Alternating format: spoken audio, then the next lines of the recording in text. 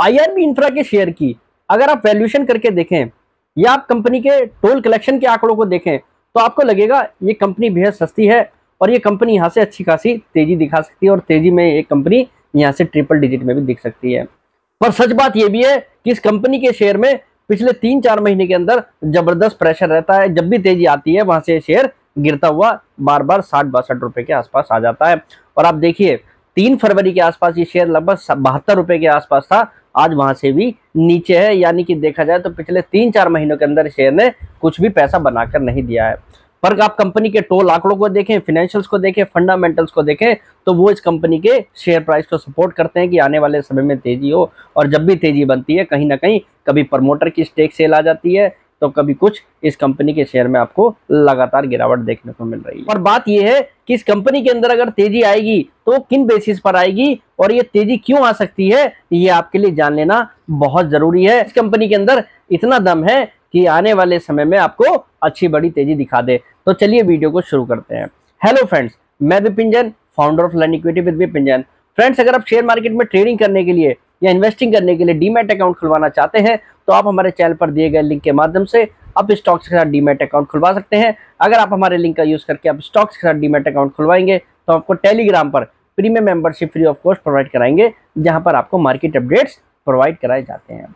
Friends, IRB infra आप अच्छी तरीके से जानते हैं इस कंपनी का क्या काम है।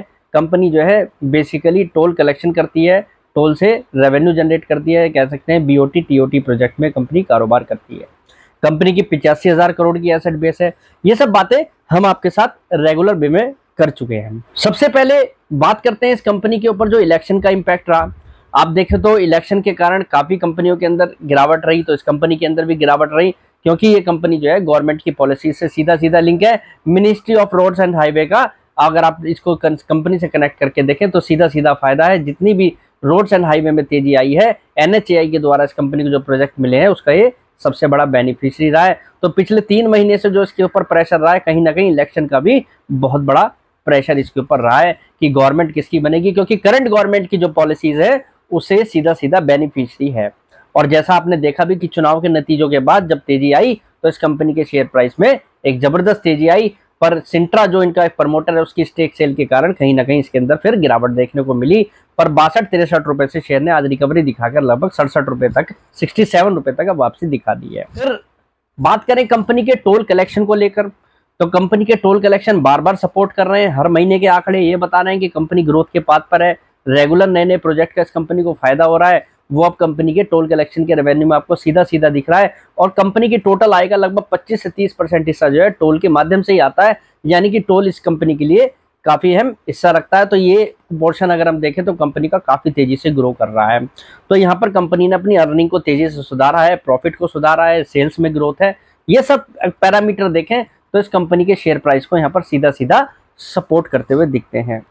फिर थोड़ा सा अगर आपका लॉन्ग टर्म व्यू भी है इस कंपनी के ऊपर, तो आप करंट गवर्नमेंट जो बनी है, बीजेपी जो सत्ता में वापस आई है, या आप कह सकते हैं जो इस समय करंट गवर्नमेंट है, उसकी जो पॉलिसीज हैं उसका इस कंपनी को फायदा हो रहा है।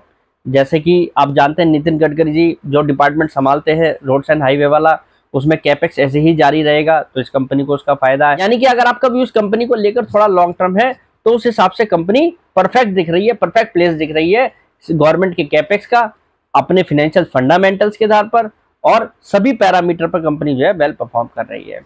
पर जैसा मैंने आपको बताया कि सबसे बड़ा इलेक्शन का इम्पैक्ट, मार्केट की करेक्शन, वो इसके ऊपर बार बार इसको जो है नीचे कर रही है शेयर में, इसलिए आपको गिरावट देखने को मिल रही है। बात करें अगर हम कंपनी के शेयर प्राइस की, तो पिछले, अगर आप आज ही करंट डेट से पिछले 1 साल के हिसाब से भी देखें तो एक कंपनी का शेयर 25 रुपए से 75 रुपए की जर्नी तय कर चुका है। यानी कि पिछले 1 साल के अंदर 3 गुना यहाँ से स्टॉक हो चुका है। अब बात यह है यहाँ पर कि 75 रुपए या 62 रुपीज से भी बात करें तो क्या कंपनी यहाँ से भी डबल हो सकती है? लगभग 44,000 से 45,000 करोड़ की मार्केट कैप वाली कंपनी क्या यहाँ से भी डबल हो सकती है? तो उसका जवाब है हाँ, बिल्कुल हो सकती है कि कंपनी के अंदर काफी वैल्यूएशंस हैं। पर टाइम फ्रेम की बात करें तो जब 1 साल के अंदर 3 गुना हो सकती है तो 1 साल के अंदर 2 गुना भी हो सकती है। उसके लिए आपको थोड़ा समय भी देना होगा। और होने के पीछे कारण की बात करें, सबसे बड़ा कारण है कंपनी की एसेट बेस। 85,000 करोड़ की एसेट बेस है, यानी कि कंपनी ने अपनी एसेट बेस को भी डिस्काउंट नहीं किया है। 25 रुपए की बुक वैल्यू वाली कंपनी है, आज भी लगभग 2.5 से 3 के मल्टीपल पे है। रिटर्न ऑन इक्विटी के लिहाज से कंपनी लगातार अपनी रिटर्न ऑन इक्विटी को इंप्रूव कर रही है, प्रॉफिट को इंप्रूव कर रही है। तो सभी पैरामीटर देखें तो कहीं ना कहीं इस कंपनी को सपोर्ट कर रहे हैं कि इस कंपनी के अंदर तेजी आ सकती है, और इस तेजी में ये कंपनी जो है आपको अपने बुक वैल्यू के 5 या 6 के मल्टीपल पर भी आसानी से दिख सकती है, वो भी उस कंपनी के अंदर दम है। या एसेट बेस के हिसाब से देखें तो लगभग 85,000 करोड़ की मार्केट कैप वाली कंपनी हो जाए तो यहाँ से सीधी सीधी 2 गुना ये कंपनी होती दिखती है। इसके लिए हम टाइम फ्रेम की बात करें तो मुझे लगता है आपको अगला 1 साल इस कंपनी को करंट डेट से भी देखें तो देना चाहिए, यानी कि 1 साल इस कंपनी के अंदर आपको अच्छा खासा रिटर्न बनाकर दे सकता है। जिस तरीके से इस कंपनी ने पिछले साल रिटर्न बनाकर दिया है उस हिसाब से कंपनी इस साल भी बनाकर दे सकती है, क्योंकि कंपनी ग्रोथ के बाद पर है। टोल कलेक्शन के आंकड़े ये बता रहे हैं, कंपनी का रेवेन्यू ये बता रहा है, फाइनेंशियल फंडामेंटल सभी पैरामीटर स्ट्रॉन्ग हैं। तो मुझे लगता है आईआरबी इंफ्रा के जो इन्वेस्टर हैं उनको कंपनी के अंदर स्टे इन्वेस्टेड रहना चाहिए। थोड़ा हायर प्राइस पर भी लिया है, कंसोलिडेशन से परेशान है, समय देना चाहिए। ये कंपनी आपको अच्छा खासा पैसा बनाकर दे सकती है, क्योंकि सेक्टर जो है फ्लेवर सेक्टर है और अब बजट भी आने वाला है। आप देखिएगा गवर्नमेंट का रोड्स एंड हाईवे पर फोकस रहेगा, क्योंकि इस पर कैपेक्स गवर्नमेंट का जारी रहेगा। गवर्नमेंट ने पहले भी इलेक्शन से पहले ये बातें बार बार कही है कि हमारी करंट पॉलिसीज जारी रहेंगी। आईआरबी इंफ्रा निश्चित रूप से एक लॉन्ग बैट दिखाई दे रही है अगर आपके पोर्टफोलियो का हिस्सा यहाँ पर है। तो आज के लिए इतना ही, कल फिर मुलाकात करेंगे एक नई वीडियो के साथ। फिलहाल के लिए नमस्कार।